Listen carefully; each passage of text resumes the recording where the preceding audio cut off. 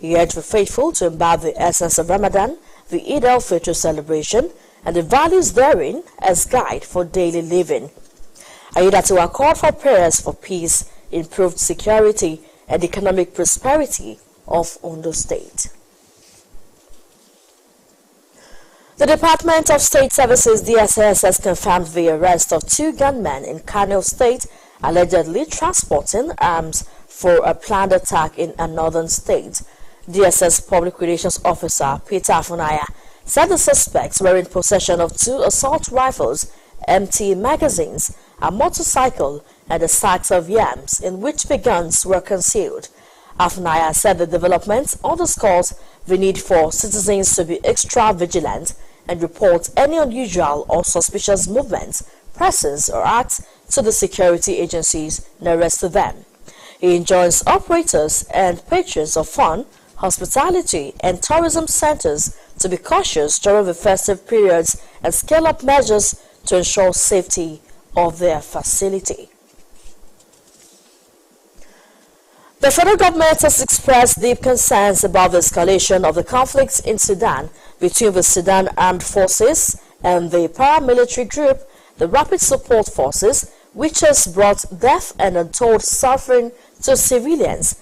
According to the Ministry of Foreign Affairs, the non-adherence of the warring parties to numerous international calls for a ceasefire has worsened the plight of civilians and made it impossible to embark on their evacuation. Hence, Nigeria reiterates the urgent need for an immediate ceasefire. The ministry says the federal government is in contact with the Sudanese authorities and has, through the Nigerian embassy in Khartoum, made an official request for permission to evacuate Nigerian students and other members of the Nigerian community who may wish to depart the country. It advised Nigerians in the country to remain indoors and contact the embassy if need be. Ukrainian President Volodymyr Zelensky has congratulated Nigeria's President-elect Bola Tinubu and invited him on a state visit to the European nation. The Ukrainian president said despite extremely difficult times caused by the full-scale armed aggression of Russia against Ukraine, it is determined to further strengthen cooperation with Nigeria at the bilateral level and within the framework of international organizations. He extended invitation to the president-elect to pay an official visit to Ukraine at a convenient time. Zelensky expressed confidence that the visit will strengthen the dialogue between the countries and contribute to the further consolidation of joint efforts of the international community aimed at solving the urgent challenges of today. In the meantime, a Russian fighter jet has accidentally bombed the Russian city of Belgorod, around 40 kilometers from the border with Ukraine.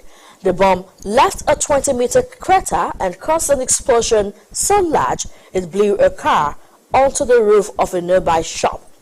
Regional Governor Vyacheslav Glazkov said authorities had ordered the evacuation of the damaged 9-story blocks of flats as a precaution. 3 people were injured and several buildings were damaged in the accident. The United States seeks constructive and fair economic ties with China, but will protect its national security interests and push back against China's actions to dominate foreign competitors. U.S. Treasury Secretary Janet Yellen said this while laying out the Biden administration's principal objectives for economic relationship between the world's 2 largest economies. Akintunde Akinshemola has the detail. Relationship is clearly at a tense moment. Addressing Americans' strained ties with China, U.S. Treasury Secretary Janet Yellen laid out Joe Biden's administration's principal objectives for what she called an essential economic relationship between the world's 2 largest economies. This is as China strikes a more confrontational posture towards the United States and its allies. In a speech at Johns Hopkins University School of Advanced International Studies, Yellen said the growing in China was in the interest of both countries as long as it followed global rules. Growing China that plays by international rules is good for the United States and the world. Both countries can benefit from healthy competition in the economic sphere. But healthy economic competition, where both sides benefit, is only sustainable if this competition is fair. We will continue to partner with our allies to respond to China's unfair economic practices. Yellen made her remarks amid heightened tensions, pessimism in the U.S.-China relationship over security issues, including Taiwan and Russia's war in Ukraine. She took aim at China's no-limit partnership with Russia, calling it a worrisome indication that China is not serious about the war. It is essential that China and other countries do not provide Russia with material support or assistance with sanctions evasion. We will continue to make the position of the United States extremely clear to Beijing and companies in its jurisdiction.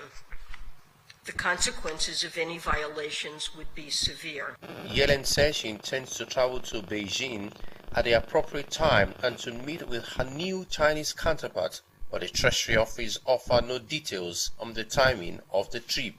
Akintunde Akinshemola for Osrc News. And now to sports. The Nigeria Football Federation has reaffirmed that the Interim Management Committee of the Nigeria Premier Football League will be allowed to remain in office and conclude its mandate before any action can be taken on a board for the NPFL. The president of NFF, Ibrahim Gusau, while commending the IMC for the great job it is doing to reposition the elite division of the domestic league, said the IMC will remain in office to complete its tenure as extended by the NFF. The present IMC of the NPFL is led by Benga Elegbeleye. Gusau, however, said the new boards of the Nigeria National League, Nigeria Women Football League, and the Nigeria Nationwide League One will be constituted within the next month.